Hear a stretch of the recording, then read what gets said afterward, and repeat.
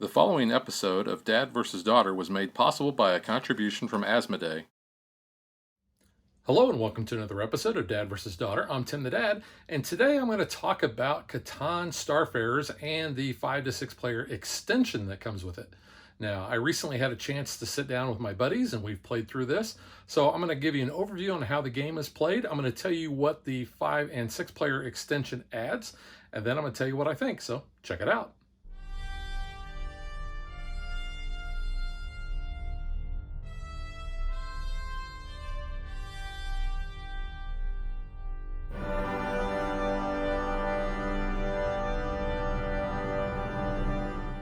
If this is your first time playing Catan Starfarers, or if you are just kind of a beginner at the game, the rule book will give you a setup that you should follow, and it's going to tell you where you're going to put different things. But I'm going to show you how to set up for experienced players, and also using the Explorer variant where we're going to have these different sectors face down to start with. Each player is going to pick their player color. They're going to get a mothership, and they're going to look at the bottom, and it's going to have a sticker with their player color on the bottom. They're going to get 3 transport ships, 3 colony rings, a score marker, which is going to be placed on the number 4 there on the score track. They're going to get a piece of a fame medal. You can see this is in a half a piece. They're going to get 9 colonies and 7 trade stations. They're also going to get 3 player aid cards, and one is going to show you the turn overview. The other one will show you the building costs, and finally, victory points. On this side of the board, we have our starting colonies that we're going to be placing our colonies at, and we're going to do this. First player is going to place 1, and then you're going to go clockwise order until everybody has placed 1 colony down. Then you're going to go serpentine back, so the last player that placed is going to place a 2nd colony. And then when the first player gets back to placing their last colony, then they're going to place a 3rd colony. At the end of that part of setup, the board could look something like this. Now, I do want to point out, whenever you are placing a colony down, you place it between 2 planets at this intersection. Now, starting with the last player, that player is going to do 3 things. They are going to create one of their spaceports by taking their colored ring, and let's just say that white was the last player there. They're going to start by selecting one of their colonies, and they're going to place this ring around that, and that's going to make that a spaceport. The next thing they're going to do is they are going to take one of their transport ships, and they're either going to create a colony ship or a trade ship. Now, the way they create the different types of ships, if they want a colony ship, they take one of their colony pieces. If they want a trade ship, they take one of their trade stations, and they take their transport ship, and all they're going to do is they are going to attach it like so. So you can see the ship just goes on it like that. So this is a colony ship. Now what they're going to do is they are going to place that in one of the adjacent spots on their spaceport. You'll notice a spaceport has 2 spots. So they would just place that ship like that. So as part of setup, you're going to take 2 boosters, 1 cargo pod, and 1 blaster to put on your mothership. Now, the last thing that player is going to do after they place their ship is they get to choose one of these upgrades and attach it to their mothership. So let's just say I decide to take this booster. So I'm going to take this booster and I'm just going to attach it there. Now, the boosters are going to give me +1 to my movement for all of my ships. The cargo pod is going to be used for establishing trade stations and for terraforming ice planets. And the blasters are going to be used for defeating pirates.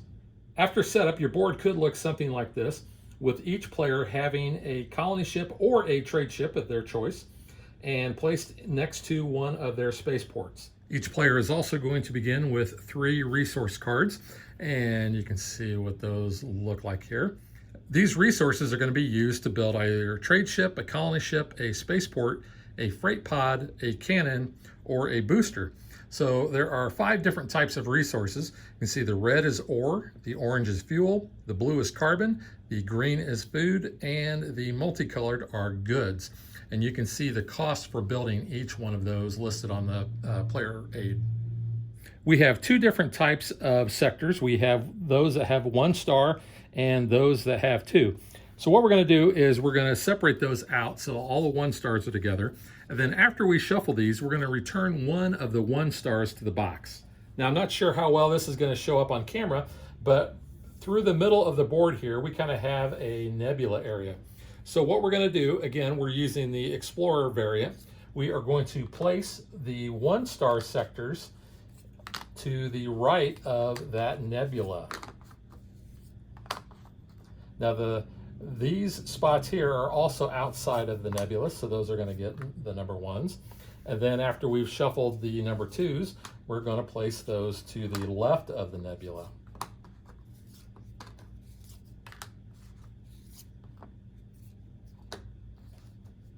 So after that, our board will look just like this. If we were using the beginner setup, at this point we would flip all of these face down sectors face up so that you'd be able to see the planets. But because we're doing the Explorer, we're going to leave those face down until we actually discover them. Now for our starting colonies, we have different symbols on those, and we're going to sort these tokens out based on those symbols. We're going to shuffle these up, and then we're going to place those randomly on each of those planets. And that's going to give us numbers that we're going to use whenever we are generating resources. Now, if you're already familiar with how to play Catan, one of the things that you're going to do is to start the turn, you're going to roll these 2 dice. And that's going to give you a number. You're going to add those numbers together. So a 5 and a 6 is an 11. You're going to look and see where the 11 is on these planets. So we have 1 down here, and we have 1 up here. This is either a 2 or 11. The red and the yellow player, because they are adjacent to this planet, will get 1 of the good cards. And then the white and blue player are going to get 1 of the green resource cards. Looking at our turn overview card, you can see the first thing we do is we roll a dice, and we are going to determine resource production, which we just did. Then it says, if eligible, take additional resource cards from the reserve pile. See the victory point track.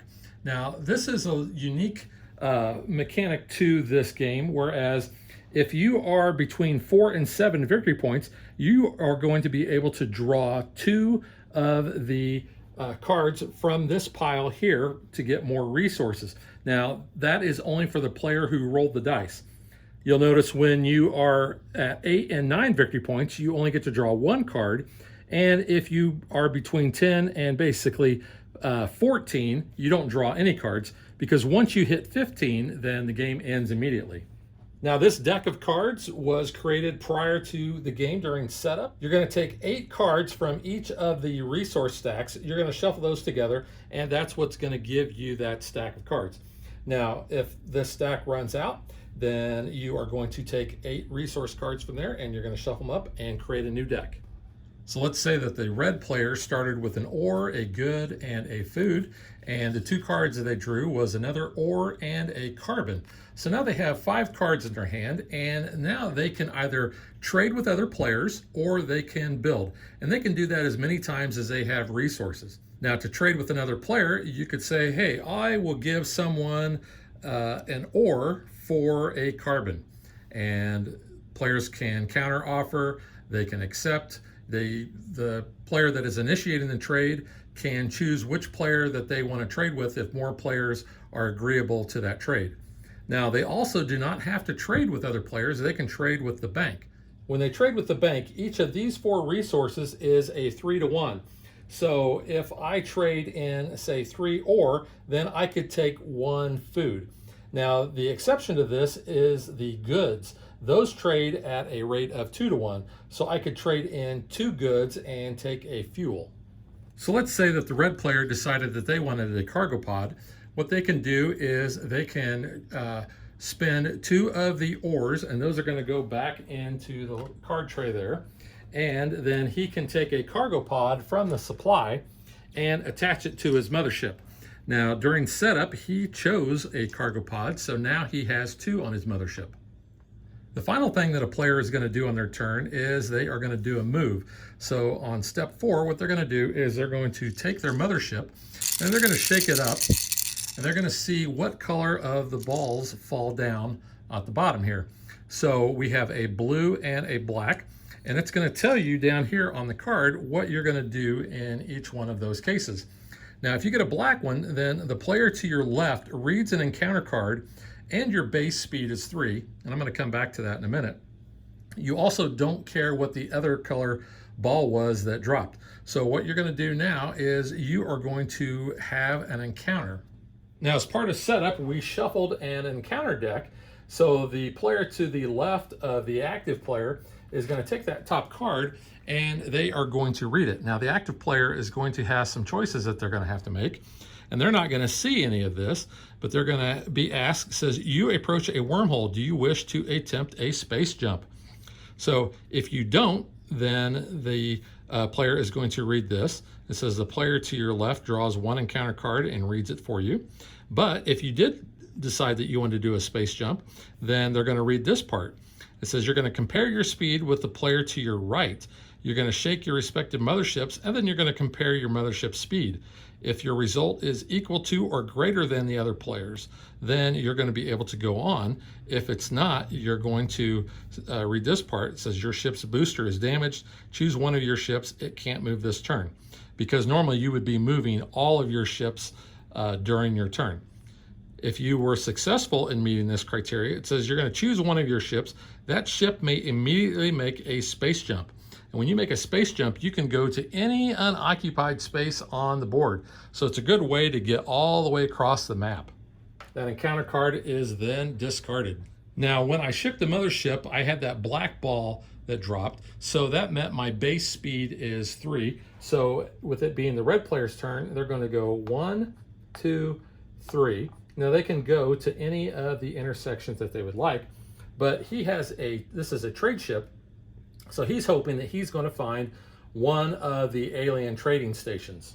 Let's say that when he shook the mothership in step 4, he didn't get a black ball. Let's say he got a blue and an orange.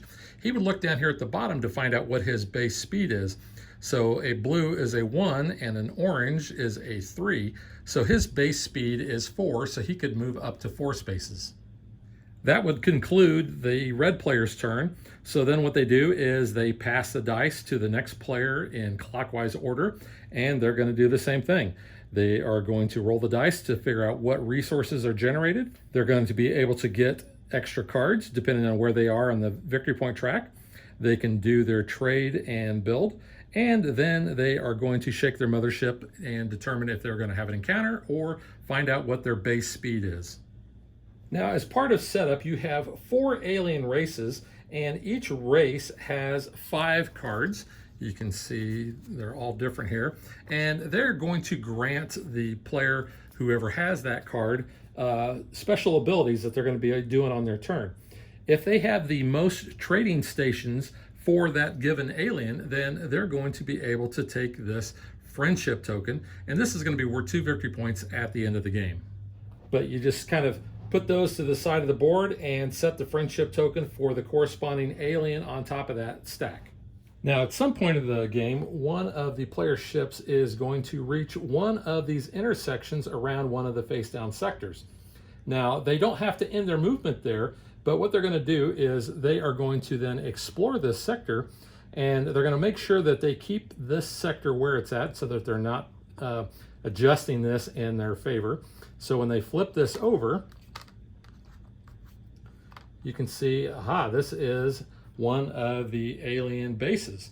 Now, if a player has a trade ship, so let's say on a turn, the red player is able to move into the very middle of that, they can drop off their trade station if they have more cargo pods on their mothership than the combined amount of trade stations that are there.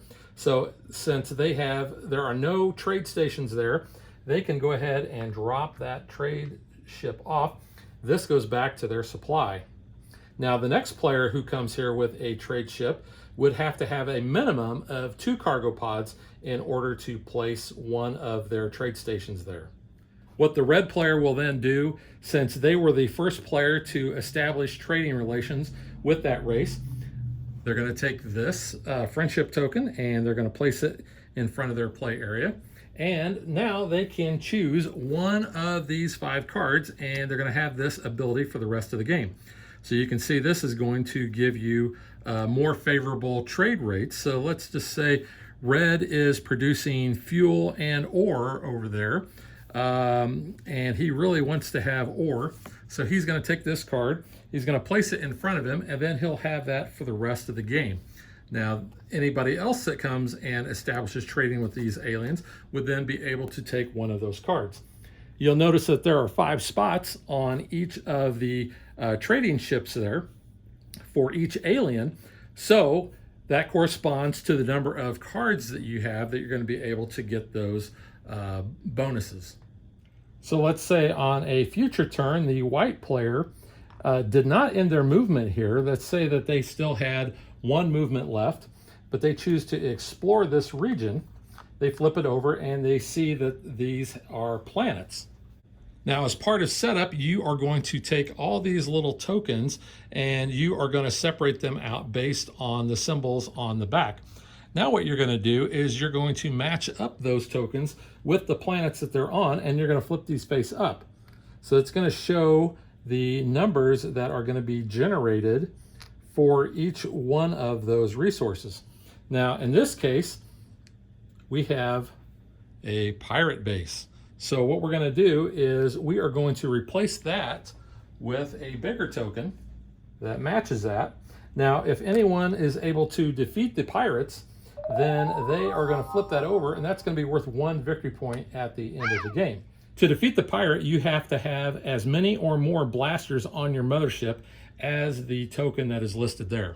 Now let's say, for instance, that the white player had 4 blasters on their mothership. They would be able to take this token and they're going to put it in their play area face down. They're not going to lose that. But then they're going to take this token. You can see it's got the tan and the blue on there, so you know that that's used for ice planets and pirate outposts whenever you defeat those. And you're going to flip that over, and now you have a number there. Because while that is a pirate base, you cannot establish a colony adjacent to that. But once that is removed and this is placed there, the white player could then, on a future turn, move here and they could drop off the colony. Now, obviously they don't have to, they could keep moving. So let's say that the white player still had 3 movement left on their turn when they discovered this. So they could go 1, 2, 3, and then they could drop off their colony there. And now on a resource roll of a 4 and a 10, they're either going to get an ore for the 4 or they're going to get a good for the 10. Now, also by establishing that colony, they are going to get an additional point. Now, let's say on a future turn, they want to build a spaceport. So you're going to look and see the spaceport is going to cost 4 carbon and 2 food. So if they pay that, then they can take one of their rings and place it here. Now on a turn, they can build a trade ship or another colony ship this far out in space already. So as you move across the board, you're going to be placing more of those so that you don't have to always start at your base colonies. Halfway through the game, your board could look something like this with all of these other sectors already being explored. I do want to point out that the game does have 4 blank sectors. So you can see those do not have any of the planets on there, and therefore will not generate any resources. Now there is a rule that you cannot block other players. So for instance, let's say that Red had ended his turn here, but he chose not to drop a colony off. On his next turn, he has to vacate that area. He can't block it, so let's say that White could not go there.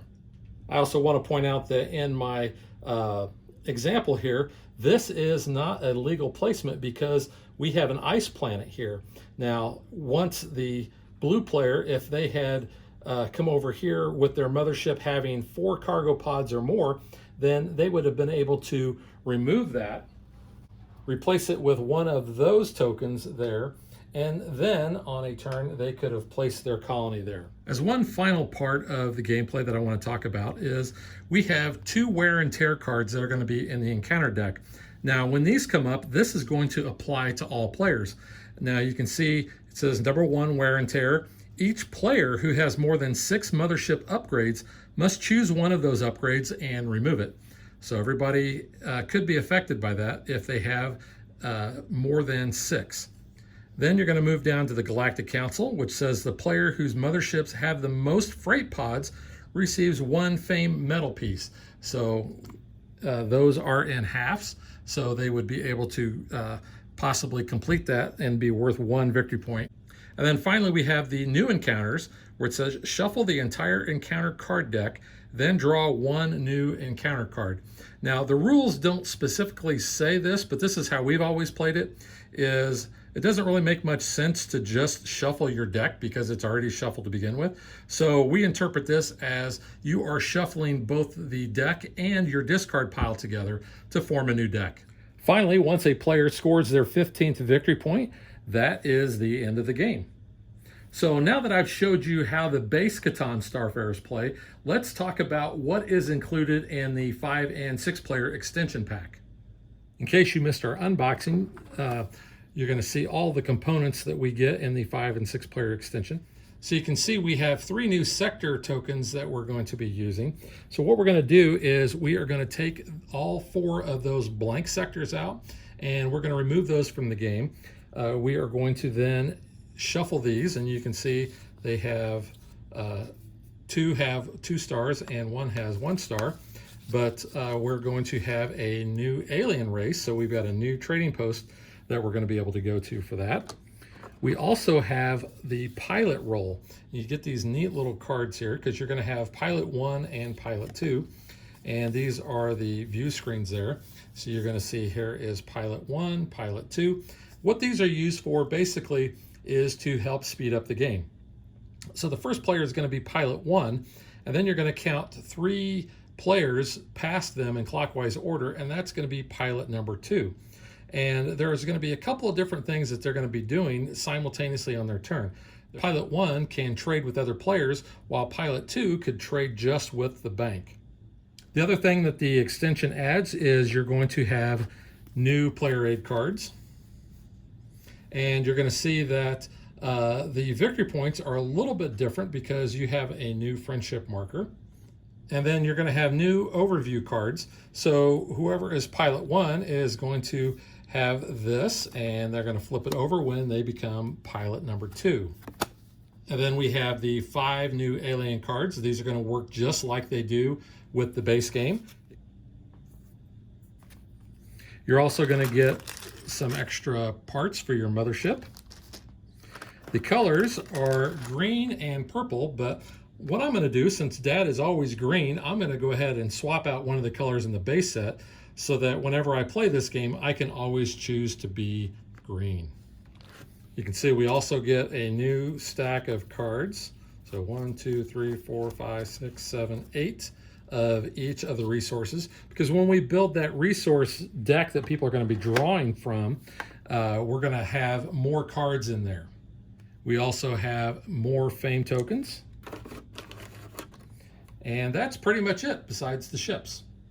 So the 5 and 6 player adds the parts that you need in order to have 5 or 6 players. It changes the rules a little bit to try to keep the game flowing with those pilot cards. And you have no blank sectors and a new trading station. So that is pretty much Catan Starfarers, how you play the game and what the 5 and 6 player extension adds. I mean, and I'm going to talk about this in my review, but green, yeah. So now let's get to what we think.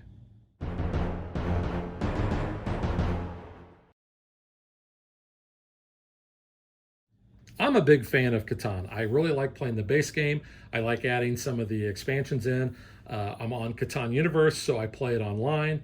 I've played the base game. I've played, like I said, several of the expansions. I've played the Game of Thrones version. And I like this version the best. I don't know if it's necessarily because it's set in space and I am big into space, but I really enjoy how this game works. Like I said, it's got familiarity to the base Catan, but then it's a little different. I like the exploring aspect, which you can do in base Catan with some of the variants and some of the expansions. But I like being able to have my different ships go out. I'm not building roads, but I'm basically going out and I'm putting out my my spaceports so that I can try to get across to the the other side, because the alien cards that you get when you flip over and find those bases, if I can find them, are a little bit better than what the base ones are, because you're going to find, they're next to each other, you're going to find 2 of the alien trading bases out on this side of the nebula, and 2 are going to be on that side. So as you're moving across, you are going to build up a little bit, and I'm sure this is the other one there that yellow was trying to find. There we go. So getting those bonuses, I think, helps. It keeps the game moving. Not that the moves are slow. I mean, turns go by pretty quick. I mean, you're rolling dice, you're getting your resources, you're building or trading, and then you're moving. The only time that really slows down is when you have encounters, but that's the story aspect of the game that I really enjoy. You've got meaningful decisions to make. Do I want to attack this merchant and possibly, get some goods? Do I want to give, be nice to the merchants or the pirates and give them goods and hope that I get something good in return? Do I, chance a wormhole so that I can get over here and maybe be the first one to establish trading with these aliens and get the best of the bonus actions? So there's a lot of really cool things to it, to the gameplay, and I really enjoy that.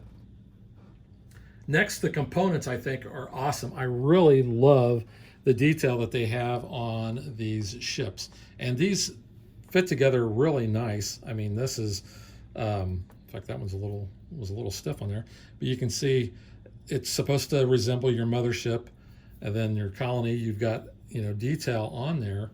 Let's see how well that shows up. Like your little dome, and even the trading stations. They're a little bit more basic, but they don't really have to be much. But like I said, I like the fact that making these little ships is really easy to do. You can always see what everybody's trying to do with what they have out on the board. This is the cool factor here. The mechanic of shaking it and having the different colored balls drop, that's going to determine your speed. And those are used during the encounters because it'll tell you to shake your mothership, and then based on the value, certain things are going to happen. But these cargo pods and the boosters and the lasers fit on here very smooth. In fact, the lasers just slide right in to the top here. Oops. And your cargo or your boosters just pop on there. So you can have 6 boosters. You can have, say, 1, 2, 3, 4, 5 cargo pods and 6 blasters. But, your ship, as you're building that out, is going to be, pretty cool looking. And of course, while you're sitting around the table with your buddies, you're going to be, making spaceship sounds, pew, pew, flying that around, especially when you're shaking it. Oops, just lost my booster there. Because I did not have it in there that tight, but normally they do not fall out. But really like that. This cap will come off easy enough. You don't really need to take it off once you put the balls in there, but the game does come with extra ones just in case, say, your kids start playing with this, they open it up and they lose some. There's extra balls in the box. So from a component factor, like I said, the spaceships are really cool. The cardboard is really thick. The cards, the finish on the cards and the art on the cards is fine. There's nothing wrong with that. And that goes for all the different cards. And the standees, they're pretty cool looking. The only complaint I really have is the board itself. I really wish this would have been more of a fold-out board instead of a puzzle piece type of board, because I've noticed that some of these pieces, as I've put the board together and taken it apart several times, these are starting to see some wear and tear. It's kind of a minor thing, but just something to be aware of. I also really enjoy what each of the alien races offer. So this alien race gives you better exchange rates. This one is going to give you upgrades, improve upgrade on your booster, improve upgrades on your cannons. They're all different. They all have, various things that they're going to do. Here's a helping hand. On your turn, determine if 2 or more players have more victory points than you. If so, take 1 resource each from 2 of those players. So you're going to get, you know, different things for each one of those. So it gives each alien race kind of their own look and feel and what they're going to be able to offer you. The insert for both of the expansion box and the base is pretty nice because the ships fit in there. They're not going to move around. You've got your spots for your player areas, or your player pieces, spot for your sectors, and then the cards are going to go over that to keep everything from coming out. You've got your spot for your dice and for your other components as well. So I think that's pretty good. The box itself is pretty big, which does make it a little bit more cumbersome when you are taking this to game night. But I've got a pretty good size gaming bag that I can throw it into, so it's not really that much of an issue. Taking both of the base game and the 5 and 6 player extension is also a little bit cumbersome because the box itself is just as tall as the base game box. And I mean, I guess you could take the insert out and throw everything in there haphazard and have everything together in the base box. I don't like to do that, but I guess if you were going to be taking this a lot, you could do that. I just would throw it into my bag or throw it into another bag.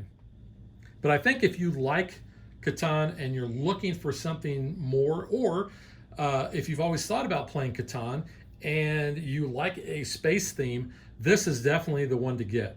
I know there's a Star Trek Catan, which plays, I think, extremely similar to the base game. So it's really the base game, you know, and with a Star Trek theme kind of pasted on. I've not actually played it, so I can't really speak to it, to all the individual parts to see if there's anything extra. But this one definitely is very different in the fact that, you know, you're going out and you're doing things. I guess you could kind of be a little similar, you know, rolling for the resources with the numbers and establishing where you're placing your colonies. You know, that's very similar to normal Catan. But I think, you know, just kind of, you know, traveling across the board, dropping your colonies off, establishing your trading, and playing with the mothership, I think really sets us apart from any of the other versions of Catan. So 2 thumbs up for me, highly recommend it. Really hoping that I can get a 3rd player into our house so that Megan could play this. I think she would enjoy it. Like I said, she's not played the base Catan, so maybe we would start there. I don't know. I think this is easy enough that entry-level players can get into it without any issue, just like normal Catan. So there shouldn't be anything holding anybody back. All right, so that is Catan Starfarers, and we will catch you guys next time. Thanks for watching our video. We hope you enjoyed it. And if you did, click that like and subscribe button. You can also follow us on social media like Facebook and Twitter at DadBeDaughter. And if you like what we do and you want to support us, you can visit our Patreon page. So thanks for watching. Thanks.